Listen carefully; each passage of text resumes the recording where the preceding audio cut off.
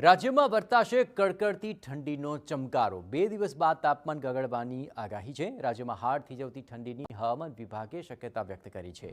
ઉત્તર પૂર્વના પવનો ફૂંકાતા વર્તાશે ઠંડીનો ચમકારો। 40 થી 50 કિલોમીટરની ઝડપે પવન ફૂંકાશે। માછીમારોને 2 દિવસ દરિયો ન ખેડવા માટે સૂચના આપવામાં આવી છે। उत्तर गुजरात दक्षिण गुजरात में पवन વધુ રહેવાની પણ શક્યતા છે।